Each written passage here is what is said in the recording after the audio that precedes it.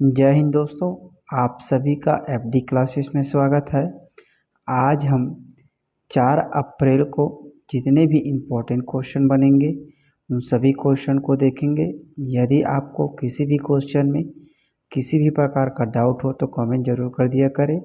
यदि आप हमारे वीडियो में पहली बार आए तो चैनल को सब्सक्राइब, लाइक और शेयर जरूर करें। साथ ही बेल आइकन को प्रेस करें जिससे कि नोटिफिकेशन आपको मिलती रहे। चलिए आज का पहला प्रश्न देखिए। प्रदेश में गोधन न्याय योजना के अंतर्गत किस जिले में सबसे अधिक गोबर की खरीदी की गई है? तो इनका सही आंसर होगा प्रदेश में सबसे अधिक गोबर की खरीदी दुर्ग जिले में की गई है। याद रखेंगे, गोधन न्याय योजना के अंतर्गत सर्वाधिक गोबर की खरीदी दुर्ग जिले में की गई है। चलिए याद रखेंगे, राज्य सरकार की गोधन योजना का सर्वाधिक लाभ मुख्यमंत्री भूपेश बघेल के गृह जिले दुर्ग के किसानों ने लाभ उठाया है। 20 जुलाई 2020 से फरवरी 2023 तक दुर्ग के 25,713 किसानों ने गोबर बेचा है। सबसे कम गोबर बेचने वाला जिला नारायणपुर है, इसे भी याद रखना है। सबसे कम गोबर की खरीदी नारायणपुर जिला से हुआ है। यहाँ 3,164 किसानों ने गोबर बेचा है। चलिए अगला प्रश्न देखिए। केरल की तर्ज पर छत्तीसगढ़ में रबर की खेती के लिए किसके साथ समझौता किया गया है? तो इनका सही आंसर होगा रबर अनुसंधान संस्थान कोट्टायम के साथ केरल की तर्ज पर छत्तीसगढ़ में रबर की खेती के लिए समझौता किया गया है। बहुत ही इम्पोर्टेंट क्वेश्चन है। चलिए इन सभी बिंदुओं को अच्छे से याद रखना है क्योंकि इससे कोर्ट वाले क्वेश्चन बनाए जा सकते हैं। रबर अनुसंधान संस्थान कोट्टायम बस्तर क्षेत्र में रबर की खेती संभावनाएं तलाशने के लिए कृषि अनुसंधान केंद्र बस्तर में 1 हेक्टेयर क्षेत्र में रबर की प्रायोगिक खेती करने जा रहा है। इस संबंध में इंदिरा गांधी कृषि विश्वविद्यालय रायपुर तथा रबर अनुसंधान कोट्टायम के मध्य समझौता किया गया है। बहुत ही इम्पोर्टेंट है। इंदिरा गांधी कृषि विश्वविद्यालय रायपुर और रबर अनुसंधान संस्थान कोट्टायम केरल के मध्य समझौता किया गया है। याद रखेंगे, कोट्टायम संस्थान कहाँ का है? तो केरल का है। इस समझौते के अनुसार रबर इंस्टीट्यूट कृषि अनुसंधान केंद्र बस्तर में 1 हेक्टेयर रकबे में रबर की खेती हेतु 7 वर्षों की अवधि के लिए अनुबंध किया गया है। सामग्री, खाद, उर्वरक, दवाई और मजदूरी पर होने वाले व्यय इंदिरा गांधी कृषि विश्वविद्यालय को उपलब्ध कराया जाएगा। पौधा प्रबंधन का कार्य रबर इंस्टीट्यूट के वैज्ञानिकों के मार्गदर्शन में इंदिरा गांधी कृषि विश्वविद्यालय द्वारा किया जाएगा। भारत में केरल, तमिलनाडु आदि दक्षिणी राज्यों में रबर की खेती किसानों को संपन्न बनाने में अहम भूमिका निभाई है। केरल में सबसे अधिक रबर की खेती की जाती है, इसके बाद तमिलनाडु में। इसे भी याद रखना, इससे भी क्वेश्चन बने हुए हैं। चलिए अगला प्रश्न है। प्रसिद्ध देवरानी जेठानी मंदिर किस सदी से संबंधित है? तो इनका सही आंसर होगा प्रसिद्ध देवरानी जेठानी मंदिर 6ठी शताब्दी से संबंधित है। बहुत ही इम्पोर्टेंट क्वेश्चन है। इससे संबंधित इतिहास में कई बार क्वेश्चन पूछे जा चुके हैं। बिलासपुर जिले में मनियारी नदी के तट पर प्रसिद्ध देवरानी जेठानी मंदिर स्थित है। याद रखेंगे, मनियारी नदी के तट पर स्थित है। ताला गांव नामक पुरातत्व स्थल जो अमेरिकापा गांव के पास स्थित है, वहां प्राचीन मंदिर परिसर में शिव की एक विशालकाय एकाश्म मूर्ति स्थित है। 6ठी सदी की इस मूर्ति को विद्वानों ने रुद्र शिव के रूप में पहचान किया गया है। चलिए अगला प्रश्न देखिए। राज्य सरकार द्वारा आने वाले वित्तीय वर्ष में कितने लाख मीट्रिक टन धान की खरीदी का लक्ष्य निर्धारित किया गया है? तो इसका सही आंसर होगा 130 लाख मीट्रिक टन धान की खरीदी का लक्ष्य निर्धारित किया गया है। याद रखेंगे, बहुत ही महत्वपूर्ण है। ध्यान देंगे, वर्तमान में धान खरीदी केंद्रों की संख्या बढ़कर 2617 हो गई है। राज्य सरकार द्वारा प्रति एकड़ 20 क्विंटल धान खरीदी की घोषणा की गई है। इससे पहले प्रति एकड़ 15 क्विंटल की धान की खरीदी की जा रही थी, अब इसे बढ़ाकर 20 क्विंटल प्रति एकड़ किया गया है। राजीव गांधी किसान योजना के अंतर्गत 9,000 रुपये प्रति एकड़ इनपुट सब्सिडी दी जा रही है।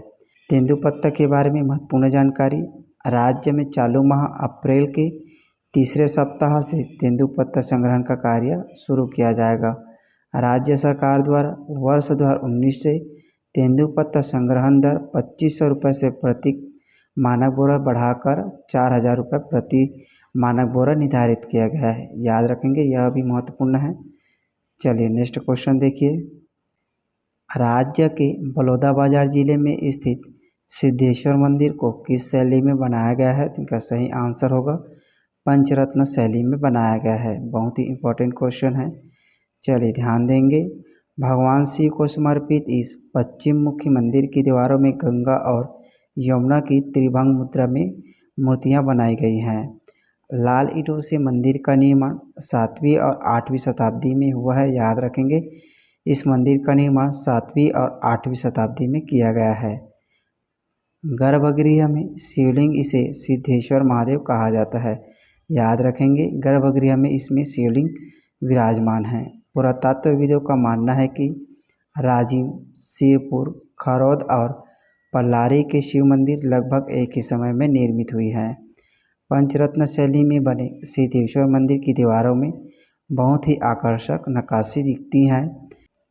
छत्तीसगढ़ राज्य द्वारा संरक्षित इस मंदिर के पास कार्तिक पूर्णिमा के दिन मेला लगाया जाता है। याद रखेंगे, कार्तिक पूर्णिमा के दिन यहाँ मेला लगाया जाता है। चलिए अगला प्रश्न देखिए। भारतीय बाल कल्याण परिषद द्वारा छत्तीसगढ़ के कितने बच्चों का चयन राष्ट्रीय वीरता पुरस्कार 2023 के लिए किया गया है? वेरी एमपी क्वेश्चन है। इनका सही आंसर होगा भारतीय बाल कल्याण परिषद द्वारा छत्तीसगढ़ के 5 बच्चों का चयन राष्ट्रीय वीरता पुरस्कार के लिए हुआ है। चलिए ध्यान देंगे। इन सभी पॉइंट को अच्छे से याद रखिए, क्योंकि पीएससी के एग्जाम में कोर्ट वाले क्वेश्चन बहुत बने थे, वो भी करंट अफेयर में। तो आप इन सभी पॉइंट को अच्छे से याद रखिए, जिससे आपको कोर्ट वाले क्वेश्चन बनाने में आपको मदद मिल सके। छत्तीसगढ़ के 5 बच्चों का चयन इस वर्ष राष्ट्रीय बाल वीरता पुरस्कार के लिए किया गया है, जिसमें पहला है अमन ज्योति जाहिरी, जो कोरबा के रहने वाले हैं। दूसरा है उन्नति शर्मा, जो रायपुर के रहने वाले हैं। राहुल पटेल गरियाबंद के, और सीताराम यादव बेमेतरा, और जानवी राजपूत धमतरी के रहने वाले हैं। इस वर्ष कुल 56 बच्चों को यह पुरस्कार दिया गया है, जिनमें से वर्ष 2022 के लिए 18 और 2021 के लिए 16 बच्चे को और 2020 के लिए 22 बच्चे के नाम शामिल हैं।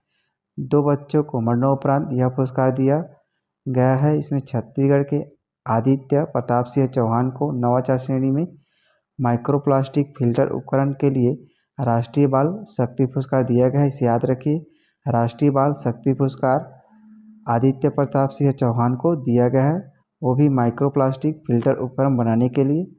चलिए नेक्स्ट क्वेश्चन देखिए। छत्तीसगढ़ में आर्द्र भूमि की संख्या कितनी है? तो इनका सही आंसर होगा छत्तीसगढ़ में आर्द्र भूमि की संख्या 35,534 वर्ग किलोमीटर क्षेत्र में छत्तीसगढ़ में आर्द्र भूमि है। चलिए ध्यान देंगे। हाल ही में जारी आंकड़ों के अनुसार छत्तीसगढ़ में कुल आर्द्र भूमि 35,534 वर्ग किलोमीटर क्षेत्र में है। राज्य की समस्त वेटलैंड का क्षेत्रफल राज्य के कुल जियोग्राफिकल एरिया का 2.5% में स्थित है। जांजगीर चांपा में सबसे ज़्यादा, जिसमें 6.78%, धमतरी का 6.65% और दुर्ग का 3.35% में आर्द्र भूमि है। राज्य जैव विविधता आयोग के अध्यक्ष राकेश चतुर्वेदी है। इसे भी ध्यान देंगे, क्योंकि आयोग से क्वेश्चन बने हैं पीएससी में। राज्य वेटलैंड अथॉरिटी के सदस्य अरुण पांडे हैं। चलिए अगला प्रश्न देखिए। छत्तीसगढ़ में संचालित बाल देख रेख संस्थाओं से बाहर जाने वाले बालक बालिकाओं के पुनर्वास के लिए कौन सी योजना प्रारंभ की जाएगी? तो इनका सही आंसर होगा मुख्यमंत्री बाल उदय योजना प्रारंभ की जाएगी। वेरी एमपी क्वेश्चन है, जरूर याद रखेंगे। चलिए ध्यान देंगे। छत्तीसगढ़ सरकार शिक्षा, कौशल विकास, रोजगार और आवास के लिए सहयोग दिया जाएगा। मुख्यमंत्री श्री भूपेश बघेल ने प्रदेश में संचालित बाल देख रेख संस्थाओं से बाहर जाने वाले बालक बालिकाओं के पुनर्वास के लिए मुख्यमंत्री बाल योजना प्रारंभ करने की घोषणा की है। इसके लिए बजट में 1 करोड़ रुपए का प्रावधान किया गया है। साथ ही बाल संप्रेषण गृह से बाहर जाने वाले की आयु 18 वर्ष से बढ़ाकर 21 वर्ष करते हुए पुनः आवास योजना बनाई गई है। नेक्स्ट क्वेश्चन देखिए, पिछले वीडियो में हमने आपसे प्रश्न पूछा था कि CMIE की रिपोर्ट के अनुसार मार्च माह में राज्य की बेरोजगारी दर कितने प्रतिशत है? तो इनका सही आंसर होगा 0.8% राज्य में बेरोजगारी दर है। यह CMIE की रिपोर्ट के अनुसार मार्च माह में बेरोजगारी दर 0.8% है। चलिए अब आपके लिए आज का प्रश्न है, छत्तीसगढ़ में लिथियम का भंडार कहाँ मिला है? तो इनका सही आंसर आप कमेंट बॉक्स में ज़रूर देना है। चलिए मिलते हैं अगले वीडियो में। जय हिंद, जय छत्तीसगढ़।